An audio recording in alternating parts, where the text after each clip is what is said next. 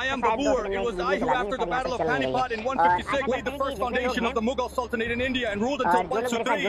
After Babur, I, Humayun. My rule is divided into two parts, first from 550 to 150, and then after regaining power from 155 to 156. Then the throne came to me. I am Akbar. I was coronated at the age of 13. I expanded the empire for about 50 years, from 156 to 56. After Akbar, the rule came into my hands. I am Jahangir, who was also called Salim. My era lasted from 65 to 167. After Jahangir, I am Shah Jahan. During this time, the Taj Mahal was built in Agra. After Shah Jahan, I am Aurangzeb. I ruled from 667 to 637. This was the last major long-lasting rule of the Mughals. Now tell me in the comments who defeated me, which weakened the Mughal Empire, and also subscribe to this channel.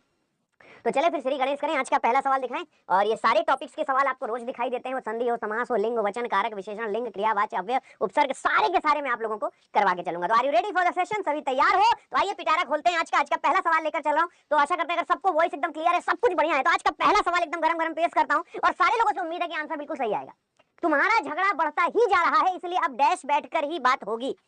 अब उचित सार्थक और निरर्थक शब्द युग्म वाले विकल्प का चयन करके उपरोक्त वाक्य को पूर्ण करें। अगर आप हमसे पूछेंगे कि अतुल सर एक सवाल है आपसे, ये सार्थक निरर्थक शब्द हमारी परीक्षा में कितने नंबर का आता है? मैंने कहा बेटा जी 1 2 3, ये कितने भी नंबर का आ सकता है, लेकिन हाँ एक बात ये मैं 100% कह सकता हूँ, आता जरूर है। एग्जाम में तुम्हारे सार्थक निरर्थक शब्द आएगा जरूर। जैसे हमने बोला कि तुम्हारा झगड़ा बढ़ता ही जा रहा है, इसलिए अब आमने सामने बैठकर ही बात होगी। क्या आमने का कोई मतलब होता है? आमने का कोई मतलब होता है? बोले नहीं, वो सार्थक और निरर्थक का कॉम्बिनेशन है, यानी आमने सामने। ठीक है ना, बिल्कुल सही जवाब है। वेल डन, शाबाश, जिंदाबाद। चलो चलते हैं आगे की तरफ। ठाकुर अपने कुएं पर किसी को पानी नहीं भरने देता था। इस वाक्य में ठाकुर शब्द का आने का शब्द निम्न में से कौन सा है? और ये इसी से तुम्हें आपने सुना होगा ठाकुर सुहागी करना, अपने लोगों से भी सुनी होगी ठाकुर सुहागी करना। ठाकुर अपने कुएं पर किसी को पानी भरने नहीं देता था। और मैं आप लोगों को ये प्रॉमिस कर सकता हूं, इसी फॉर्मेट में तुम्हारे एग्जाम में सवाल है, यही सेम फॉर्मेट फॉलो करेगा। रात 9 बजे सोने से पहले ये क्लास जरूर देख लेना, क्योंकि सेम इसी फॉर्मेट में तुम परीक्षा में सवाल देखोगे। ठाकुर अपने कुएं पर किसी को पानी भरने नहीं देता था। ठाकुर कौन होता है? भगवान श्री कृष्ण को भी कहते हैं, ठीक है ना। और कौन सा अनेकार्थी शब्द है? गधा, राक्षस, पंडित। पंडित हो नहीं सकता, राक्षस हो नहीं सकता, गधा हो नहीं सकता। और हमारे जो ठाकुर हैं, अगर ठाकुर का अनेक अर्थ देखें तो ईश्वर भी होता है। हमारे ठाकुर कौन है? हमारे बांके बिहारी। ठाकुर का मतलब होता है जो आप पर शासन कर सकता है, आप पे राज कर सकता है, आप पे अधिकार जता सकता है, जो आप पे डोमिनेंस कर रख सकता है, वो होता है ठाकुर। अब तुमको ऐसा लगता है कि गुरुजी इतना कुछ हुआ है वाला डायलॉग देखा है ना उसका, राजपाल यादव का, अरे इतना हुआ है तो एक चिप्स हो ही जाए। तो वैसे ही अगर कोई पूछे कि ठाकुर लिखा हुआ है, ठीक है ना, कि देवता, ईश्वर और पूज्य व्यक्ति का आपके जीवन पे अधिकार तो होता ही है।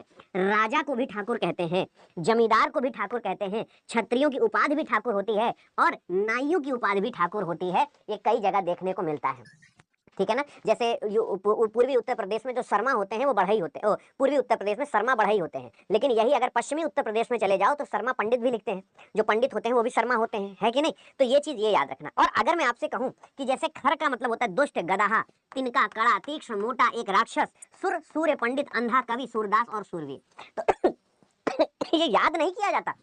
इसको जितना सुन लोगे कि हाँ सर इतना हमारा क्लियर हो जाता है। अनेकार्थी भी हम लोग एक बार अच्छे से पढ़ लेते हैं। रही बात, मैं आपसे क्यों कहता हूँ डिटेल इतना जरूरी होता है कि अगर आप अभी मैं कहता हूँ 1 घंटा 50 मिनट तुम्हारे साथ हूँ, मैं जो झूठ नहीं खाऊंगा, ये अगर अंश है तो इसका थोड़ा सा अंतर किरण को कहते हैं, किरण को भी अंश कहते हैं। कंबल की अगर बात करें तो ऊन वस्त्र, गाय के गले का राश जो होता है उसे भी कंबल कहा जाता है। गुरु की बात करें, शिक्षक, श्रेष्ठ, बड़ा, भारी या 2 मात्रा, लघु और गुरु मात्राएं चलती हैं। चक्र की बात करें तो अस्त्र, पहिया, गोल वस्तु, चक्कर और भंवर होता है। जड़ की बात करें मूल, मूर्ख, सर्दी से ठिठुरता और अचेतन भी होता है, ठीक है ना। और दल की बात करें पत्ता, समूह, सेना, पक्ष होता है। अब मैं आपसे एक सवाल पूछना चाहता हूँ, क्या आप इसे अकेले बैठ के ऐसे पढ़ते और मन लगता? अगर पढ़ भी लेते तो मन लगता? कम से कम ये तो होता है कम से कम ये तो होता है कि हम इसको सुन लेते हैं। हमारा कम से कम अकेले बैठ के पढ़ने से अच्छा है कि हम एक बार सुन ले। आगे चलते, इसका आंसर बताओ। अपने से बड़ों के लिए प्रयुक्त किया जाने वाला सम्मान सूचक शब्द क्या है? अपने से बड़ों के लिए प्रयुक्त किया जाने वाला कुछ फंस गया लग रहा है। अपनों से बड़ों के लिए प्रयुक्त किया जाने वाला सम्मान सूचक शब्द क्या है? महासन, महोदय, मुनि या ऋषि। अच्छा एक चीज पूछूं आपसे, आप लोगों ने ये चीज देखा होगा कि अरे महोदय हम आपसे कुछ ये कहना चाहते हैं, ये सम्मान। और ये आपसे मैं एक चीज बताऊं कि जब भी अपने से बड़ों के लिए, बड़ों का मतलब ये नहीं होता कि अगर तुम 25 साल के हो तो 50 साल के व्यक्ति को महोदय का दूसरा मतलब आदर होता है, और आदर हमेशा अपने बड़ों को दिया जाता है। जब भी कोई आपसे सम्मानित, कुछ लोग ऐसे नहीं बोलते महोदय अपनी बात पे लगाम रखिए वरना ऐसा तमाचा मारेंगे मुंह पीछे घूम जाएगा। वो बोल ऐसा रहा है लेकिन वो सम्मान देके आपको सम्मान देके आपको बोलने की कोशिश कर रहा है। तो महोदय का मतलब ये नहीं होता कि आपसे कोई बड़ा है, आपसे सम्मान में, उपाधि में, पद में, है कि नहीं। जीजा हो सकता है आपका, बहनों आपसे छोटा हो, लेकिन आप उन्हें महोदय ही कहेंगे, ठीक है ना।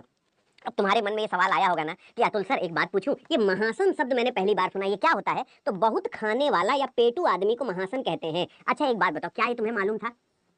और ऋषि मुनि तो सभी जानते हैं, सुर नर मुनि सभी की रीति, स्वार्थ पाए करें सब प्रीति, लेकिन महासन पेटू या बहुत खाने वाला था। ये आप जानते थे क्या? ये आप जानते थे क्या? नहीं जानते थे ना। मैं आपको इसलिए कहता हूं, जैसे महासन एक नया शब्द पता चला और मैं इस पे टाइम क्यों दे रहा हूं, ताकि तुमको याद हो जाए। और इतने वाक्यांशों के लिए एक शब्द एक बार जल्दी से रिवाइज कर लेते हैं।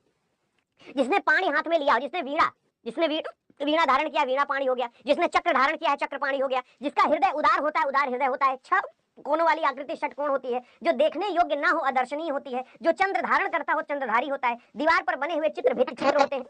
जो दीवार पर बना चित्र होता है उसे भित्ति चित्र कहा जाता है।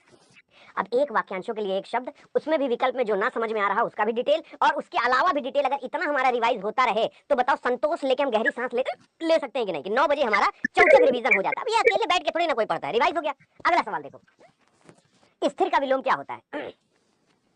स्थिर का विलोम क्या होता है? आपने एक बार ये सुना होगा, ये मन बड़ा चंचल है, कैसे समझाऊं इसे, जितना समझाऊं इसे उतना ही मचल जाए। चंचल, और चंचल मतलब क्या? इधर उधर उछलने वाला। स्थिर का मतलब क्या होता है? कांस्टेंट, एक जगह बैठा हुआ। जैसे घर वाले कहते हैं कितनी देर से चक्कर मकर कर रहा है, एक जगह स्थिर में बैठ सकता है, एक जगह थोड़ी देर स्थिर बैठ जाओ यार, वो काम हो जाए फिर चले जाना। तो स्थिर का मतलब होता है चुपचाप एक जगह कांस्टेंट ऐसे बैठ जाना। और इसका विलोम क्या होता है? चंचल। चंचल का मतलब क्या होता है? जो थोड़ा सा नॉटी होता है ना। और चंचल का विलोम अचंचल भी होता है और स्थिर भी होता है। ठीक है ना। आगे चलते हैं। अब जैसे ये चीजें देखो, मैं इसको बार बार कहता हूं, अगर आप लोग इस बात को सही समझे तो एक बार मुझे बताइएगा जरूर कि मेरा कहना उचित है कि नहीं। आबाद का बर्बाद और सूना, ये दोनों विलोम होते हैं। आबाद की उसने मेरा घर आबाद कर दिया, और बर्बाद का मतलब विलोम और सूना कर गया। अब देखो, उन्नत का विलोम अउन्नत भी होता है और अवनत भी होता है। इसको प्लीज बेटा वेरी इंपॉर्टेंट की कैटेगरी में रखना, याद रखना। केंद्रित और विकेंद्रित, ओहाती का विधवा। अच्छा ये ओहाती शब्द तुमने सुना था? मुझे इतना बता दो, एग्जाम में ओहाती शब्द आ जाएगा तो क्या तुम ओहाती शब्द को जानते हो? मैं आपसे फिर कहता हूं कि मेरा कंटेंट अगर आप लोग ना अलग अलग जगह, अलग अलग टेस्ट सीरीज में देखोगे नहीं तो आपको लगेगा कि सर मजा नहीं आ रहा। अब आपको ये सारे वो शब्द हैं जो तुम्हारी परीक्षा में आए हैं और